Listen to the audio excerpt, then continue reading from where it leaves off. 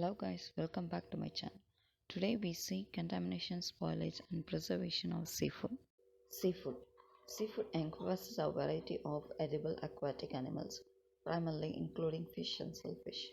It is a significant source of protein and essential nutrition for many people worldwide, particularly in coastal regions. It's classified into various food types: fish, shellfish, mollusks, clams, proteinaceae, and echinoderm. Now, contamination of seafood. Microbial contaminants. Bacteria and viruses. Food can harbor pathogens such as Salmonella, Vibrio, and viruses like hepatitis A and calcivirus. And the next is foodborne illnesses. Outbreaks linked to seafood are often associated with improper handling or preparation.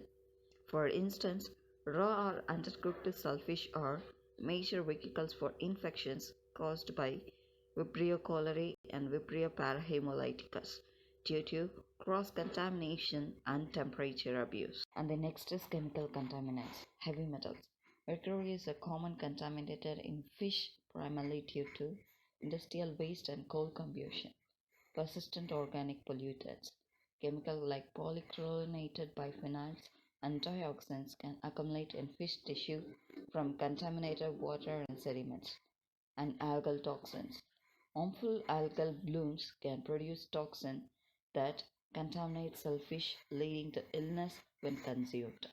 Segregator poisoning from reef fish, scrumboid poisoning from improperly stored fish are notable examples. Next is source of contamination. Contamination can arise from several sources. Example, environmental pollution. Seaweed discharges into marine environments, agricultural runoff, and industrial waste contribute significantly to the contamination of seafood. And the handling process. Cross contamination during food preparation or inadequate cooking can lead to full-borne illness. Next is spoilage of seafood, caused by enzymatic activity, microbial growth, and chemical reactions. It leads to deterioration of structure, flavor, odor, and nutrition value of food, and poisoning both quality and safety risks. The mechanism of seafood spoilage are enzymatic activity, microbial growth, and chemical reactions. First is enzymatic activity. Proteases and lipases break down proteins and fats in seafood. It leads to structure changes of flavors and discolorization. And autolysis. It's a self-digestion process occurs of post-mortem due to these enzymes, especially in species like tuna and mackerel. The next spoilage is microbial growth. Bacteria from the marine environment are introduced during handling profiliated on seafood. Specific spoilage organisms produce of odors, example trimethylamine, and slime, leading to rapid quality decline. Cretaceous spoil faster due to higher level of free amino acids and nitrogenous compounds. The next is chemical reactions. Oxidation of lipids results in rancidity and of flavors. Exposure to oxygen, light, or poor storage condition accelerate these reactions. It leads to protein degradation, carbohydrate degradation, and fat degradation. Next is indicators of spoilage. Odor. It leads to sour or ammonia-like smell due to bacterial activity. And the next is texture. Slimy or muzzy consistency. Color. It leads to discolorization or a dull appearance. And flavors leads to off flavors caused by enzymatic or microbial byproducts. The next is factors influencing spoilage. The factors includes temperature, handling, and packaging. Temperature.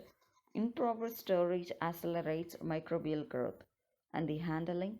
Rough handling can cause physical damage that promotes spoilage. At last, packaging. Insufficient packaging allows oxygen exposure and contamination. The next is preservation of seafood. Traditional preservation methods are drying, salting, smoking, and canning. Drying. It leads to release moisture content, preventing bacterial growth. And salting draws out the moisture, creating an inhospitable environment for bacteria. Smoking combines drying with flavor enhancement through exposure to smoke. Canning seals seafood in cans and heat them to destroy bacteria, offering long term preservation. And the next are modern methods. It includes vacuum packaging, modified atmosphere packaging, high pressure processing, irradiation, and freeze drying. First one is vacuum packaging. It is remove air from packaging to prevent bacterial growth. And modified atmosphere packaging leads to replacing air with gases like carbon dioxide, nitrogen, or oxygen.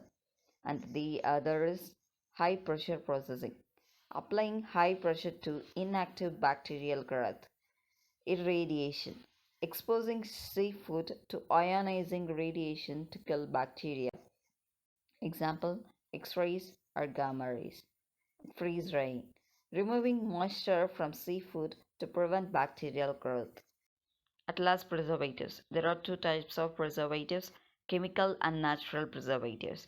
First one, chemical preservatives. Sodium benzoate and potassium sorbate are used to prevent fungal growth, and sulfites are used to prevent browning and spoilage of foods. And natural preservatives, essential oils. Certain oils like tea tree oil have antimicrobial property were used. Plant extract. Extract from plants like rosemary and sage have antioxidant and antimicrobial properties. That's it all. I hope you understand the contamination, spoilage, and preservation of seafoods. Thank you.